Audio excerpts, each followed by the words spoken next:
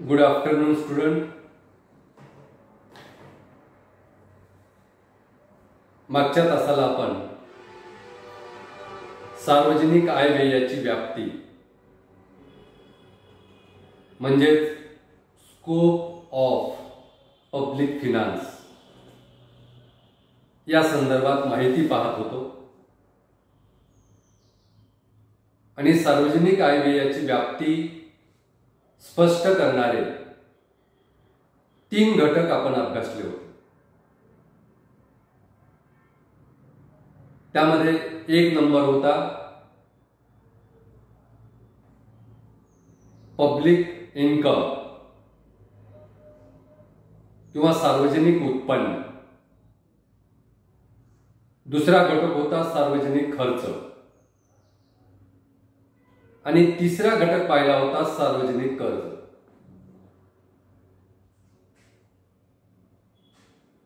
सार्वजनिक उत्पन्न म्हणजे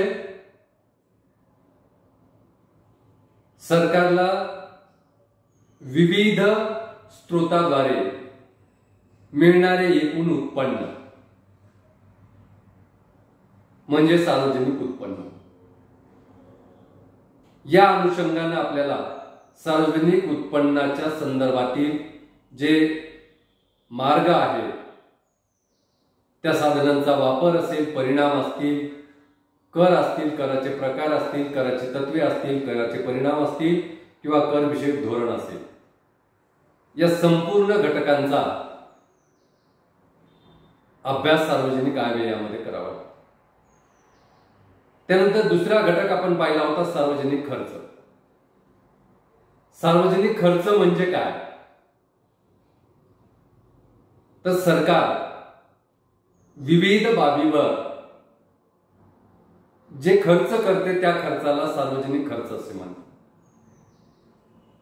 मग सार्वजनिक खर्चाचा अर्थ, सार्वजनिक खर्चाची अडचणी, सार्वजनिक खर्चाची सिद्धांत, सार्वजनिक खर्चाचे परिणाम, सरकारवरील वाढत्या जबाबदाऱ्या, त्या जबाबदाऱ्या दूर करताना, त्या जबाबदाऱ्या किंवा त्या गरजा भागवताना सरकारला विविध जनतेच्या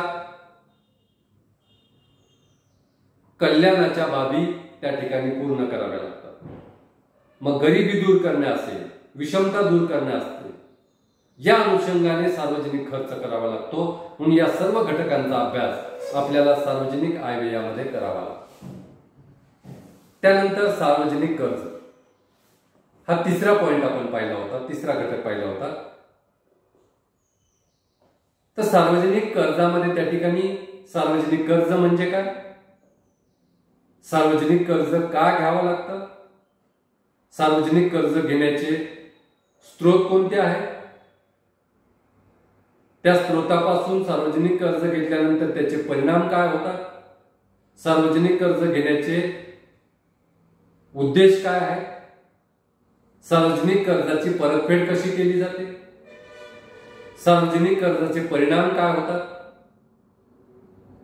सार्वजनिक कर्जाची उपयुक्तता काय आहे आणि सार्वजनिक कर्जाचे दुष्परिणाम काय आहे. या संपूर्ण घटकांचा अभ्यास आपल्याला सार्वजनिक कर्जाच्या माध्यमातून करावा. अशा पद्धतीनं सार्वजनिक आयव्ययाची व्याप्ती सांगणारे 3 घटक आपण पाहिले होते: सार्वजनिक उत्पन्न, सार्वजनिक खर्च, सार्वजनिक कर्ज. या तासाला आपण सार्वजनिक कर्जाची, सार्वजनिक आयव्ययाची व्याप्ती स्पष्ट करणारे आणखी 3 घटक आपण पाहणार आहोत. ते म्हणजे वित्तीय प्रशासन, संघीय वित्त प्रणाली आणि आर्थिक स्थैर्य. या सार्वजनिक आयव्ययाची व्याप्ती स्पष्ट करणाऱ्या 3 घटकाबद्दल या ठिकाणी आपण माहिती घेणार आहोत, चर्चा करणार आहोत. तर सार्वजनिक आयव्ययाची व्याप्ती स्पष्ट करणारा चौथा घटक तो म्हणजे वित्तीय प्रशासन. आता वित्तीय प्रशासन म्हणजे काय, तर सरकारचं उत्पन्न कशा पद्धतीनं महसूल कसा गोळा होईल आणि तो महसूल कशा पद्धतीनं सरकार खर्च करेल याबद्दल जे व्यवस्थापन पाहिलं जातं, तर ते जे व्यवस्थापन पाहिलं जातं त्यासाठी त्या ठिकाणी फिनान्स मिनिस्ट्री, वित्त मंत्रालय विभाग स्थापन केला जातो आणि या वित्त मंत्रालय विभागाद्वारे सार्वजनिक उत्पन्न आणि खर्चाबद्दलचे धोरण, ध्येय धोरण ठरवले जातात. त्याला म्हणतात वित्तीय प्रशासन. म्हणजे सरकारच्या उत्पन्न आणि खर्चाबाबतचे जे काही निर्णय घेतले जातात त्याला म्हणतात वित्तीय प्रशासन. आणि हे वित्तीय प्रशासन प्रामुख्याने अंदाजपत्रकाच्या माध्यमातून राबवलं जातं. वित्तीय प्रशासनाची अंमलबजावणी ही त्या ठिकाणी अंदाजपत्रकाच्या माध्यमातून केली जाते. त्यामुळे वित्तीय प्रशासनामध्ये अंदाजपत्रकाचा सुद्धा अभ्यास करावा लागतो. अंदाजपत्रक म्हणजे काय? अंदाजपत्रकाचे प्रकार: तुटीचं अंदाजपत्रक किंवा अधिक्याचं अंदाजपत्रक किंवा उत्पन्न आणि खर्च समान असणारं अंदाजपत्रक. असा अंदाजपत्रक म्हणजे काय? सरकार दरवर्षी अंदाजपत्रक जाहीर करते आणि या अंदाजपत्रकाच्या माध्यमातून वित्तीय प्रशासन राबवलं जातं. सरकारच्या उत्पन्न आणि खर्चामध्ये मेळ घालण्याचा प्रयत्न केला जातो. मग ती सार्वजनिक आयव्ययाच्या व्याप्तीमध्ये वित्तीय प्रशासनाचा अभ्यास करीत असताना अंदाजपत्रकाचा अभ्यास करावा लागतो. अंदाजपत्रक तयार करण्याची प्रक्रिया काय आहे, ते कशा पद्धतीने तयार केले जातं, अंदाजपत्रक तयार केल्यानंतर त्यामध्ये काय अडचणी असतात, तसेच अंदाजपत्रकाचे उद्देश काय आहेत. कारण अंदाजपत्रकाच्या माध्यमातून आपल्याला देशातील आर्थिक ज्या अडचणी आहेत त्या अडचणी दूर करता येतात. मग देशामध्ये ज्या काही आर्थिक अडचणी आहेत त्या अडचणी दूर करण्याचे कोणकोणते उद्देश आहेत, तसेच अंदाजपत्रकाचे परिणाम होत असतात. अंदाजपत्रकामध्ये त्या ठिकाणी विविध बाबतीत निर्णय घेतले जातात, विविध योजना राबवल्या जातात, कर विषयक धोरण ठरवली जातात, कराचे दर बदलले जातात. मग याचा देशातील जनतेवर काय परिणाम होणार आहे त्या परिणामांचा सुद्धा त्या ठिकाणी अभ्यास करावा. म्हणजे अंदाजपत्रकाचे उद्देश काय, अंदाजपत्रकाचे परिणाम काय होणार आहेत या गोष्टीचा सुद्धा आपल्याला वित्तीय प्रशासनामध्ये अभ्यास करावा. तसंच अनेक वेळा त्या ठिकाणी उत्पन्नापेक्षा खर्च जास्त होतो सरकार. मग उत्पन्नापेक्षा खर्च अधिक झाल्यानंतर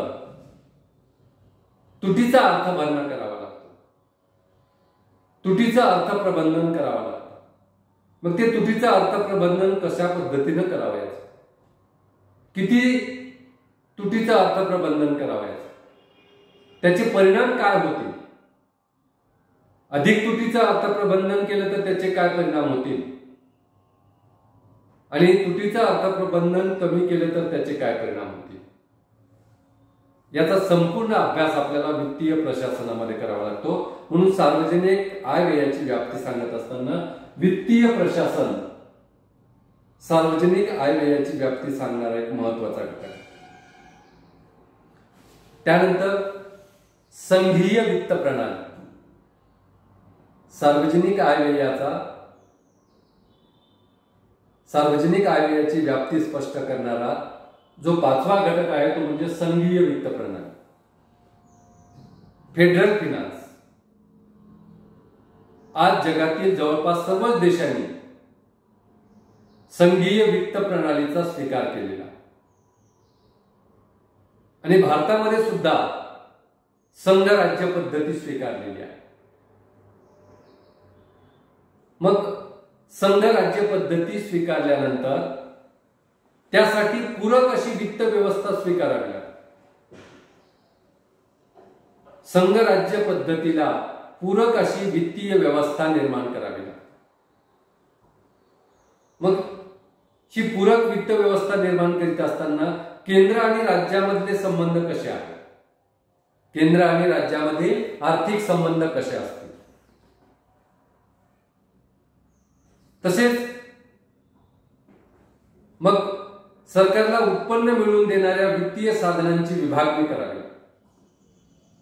राज्याला कोणते उत्पन्न मिळवून देणारे साधन द्यायचे, केंद्राकडे उत्पन्न मिळवून देणारे कोणते साधन असतील. कारण संघ राज्य पद्धतीमध्ये केंद्र आणि राज्याचे संबंध चांगले राहिले पाहिजे. त्यासाठी वित्तीय साधनांची विभागणी योग्य प्रकारे कशी करता येईल याचा सुद्धा अभ्यास त्या ठिकाणी सार्वजनिक आयव्ययामध्ये करावा. कारण सरकारवरील जबाबदाऱ्या त्या ठिकाणी निश्चित केलेल्या असतात. केंद्र सरकारने कोणत्या जबाबदाऱ्या पूर्ण कराव्यात, केंद्र सरकारच्या उत्पन्नाची साधनं कोणती आहेत, राज्य सरकारने कोणत्या जबाबदाऱ्या पूर्ण करावयाच्या, राज्य सरकारची उत्पन्नाची साधनं कोणती आहेत. तसंच त्या ठिकाणी स्थानिक स्वराज्य संस्था मोठ्या प्रमाणावर आहेत. त्यामध्ये पंचायत समित्या असतील, तसंच नगरपालिका, महानगरपालिका, जिल्हा परिषदा, ह्या विविध संस्थांच्या माध्यमातून सरकार कार्य करीत असतं.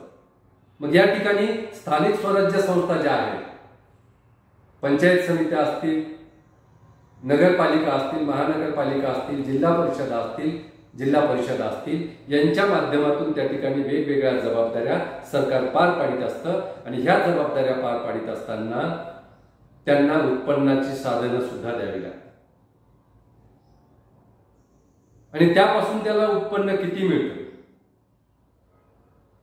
मग या विविध पातळीवरील जे सरकार आहेत, केंद्र सरकार, राज्य सरकार, स्थानिक स्वराज्य संस्था, यांच्यातील आर्थिक संबंध कसे राहतील, यांच्यामध्ये उत्पन्नाचं वितरण कसं होईल, हे उत्पन्नाचं वितरण करीत असताना उत्पन्नाचं वितरण करण्याची तत्वे कोणती असतील, त्याबाबतचे सिद्धांत काय आहे, या संपूर्ण घटकाचा अभ्यास संघीय वित्त प्रणालीमध्ये केला जातो. आणि अशा प्रकारे केंद्र, राज्य आणि स्थानिक स्वराज्य संस्था यामध्ये आर्थिक समायोजन कशा पद्धतीने केलं जाईल. कारण केंद्र सरकारला उत्पन्न मोठ्या प्रमाणावर मिळते, त्या मानाने राज्य सरकारांना उत्पन्न कमी मिळते आणि जबाबदाऱ्या मात्र प्रचंड प्रमाणावर. मग अशा वेळेस त्या ठिकाणी केंद्र आणि राज्य आणि स्थानिक स्वराज्य संस्था यामध्ये आर्थिक समायोजन कशा पद्धतीने साधता येईल, त्या संदर्भातील जे अध्ययन आहे ते सुद्धा सार्वजनिक आयव्ययाच्या व्याप्तीमध्ये महत्वाचं आहे. म्हणून संघीय वित्त प्रणाली ही सुद्धा सार्वजनिक आयव्ययाची व्याप्ती सांगणारा महत्वाचा घटक आहे. त्यानंतर सार्वजनिक आयव्ययाची व्याप्ती स्पष्ट करणारा 6 नंबरचा घटक आहे, तो म्हणजे आर्थिक स्थैर्य, इकॉनॉमिक स्टॅबिलिटी. आर्थिक स्थैर्याची निर्मिती कशी करता येईल, ती निर्मिती करण्यासाठी काय उपाययोजना करता येईल, त्यासाठी कोणकोणत्या साधनांचा वापर करता येईल, त्यामध्ये प्रामुख्याने राजकोषीय धोरणाचा कसा वापर करता येईल, राजकोषीय धोरणाचे घटक कोणकोणते आहेत, कोणत्या कालखंडामध्ये, विविध कालखंडामध्ये राजकोषीय धोरणाचा कसा वापर करावा, या संपूर्ण घटकांचा अभ्यास आर्थिक स्थैर्य निर्माण करण्यासाठी करावा लागतो. म्हणून आर्थिक स्थैर्य इकॉनॉमिक स्टॅबिलिटी हा सुद्धा त्या ठिकाणी सार्वजनिक आयव्ययाची व्याप्ती स्पष्ट करणारा एक महत्वाचा घटक आहे. आणि मग या राजकोषीय धोरणाची अंमलबजावणी कशी करावी या संपूर्ण घटकाचा अभ्यास आपल्याला सार्वजनिक आयव्ययाच्या व्याप्तीमध्ये करावा लागतो. थोडक्यात सार्वजनिक आयव्ययाची व्याप्ती स्पष्ट करणारे आपण 6 घटक पाहिले. त्यामध्ये 1 नंबर सार्वजनिक उत्पन्न, 2 नंबर सार्वजनिक खर्च, 3 नंबर सार्वजनिक कर्ज, 4 नंबर वित्तीय प्रशासन, 5 नंबर संघीय वित्त प्रणाली आणि 6 नंबर आर्थिक स्थैर्य. तर या घटकाच्या माध्यमातून आपण सार्वजनिक आयव्ययाची व्याप्ती स्पष्ट करू शकतो. आणि एवढंच नाही, एवढ्या पुरतीच सार्वजनिक आयव्ययाची व्याप्ती स्थिर आहे असं नाही. सार्वजनिक आयव्ययाची व्याप्ती स्थितिशील नसते, तर ती गतिशील असते. कारण सरकारने कल्याणकारी राज्याची संकल्पना स्वीकारली, त्यामुळे राज्यावरील जबाबदाऱ्या सातत्याने वाढत आहेत. त्यामुळे आज जरी हे 6 घटक सार्वजनिक आयव्ययाची व्याप्ती स्पष्ट करण्यासाठी आपण सांगत असलो तरी सरकारवरील जबाबदाऱ्या जसजशा वाढत जातात, कारण लोककल्याणकारी राज्याची संकल्पना स्वीकारल्यामुळे लोकांचं कल्याण करण्यासाठी राज्यावर नवनवीन जबाबदाऱ्या येऊन पडतात. आणि त्या जबाबदाऱ्या पार पाडित असताना राज्याच्या जबाबदारीमध्ये जशी वाढ होते तसतशी सार्वजनिक आयव्ययाची व्याप्ती वाढत जाते. सार्वजनिक आयव्ययाच्या व्याप्तीचे घटक सुद्धा वाढत जातात. त्यामुळे सार्वजनिक आयव्ययाची व्याप्ती ही स्थितिशील नाही, तर ती गतिशील असते. त्याचं कारण म्हणजे सरकारवरील जबाबदाऱ्या दिवसेंदिवस वाढत आहेत. अशा पद्धतीनं या ठिकाणी आपण सार्वजनिक आयव्ययाची व्याप्ती पाहिलेली आहे. या ठिकाणी आपण थांबूया. धन्यवाद.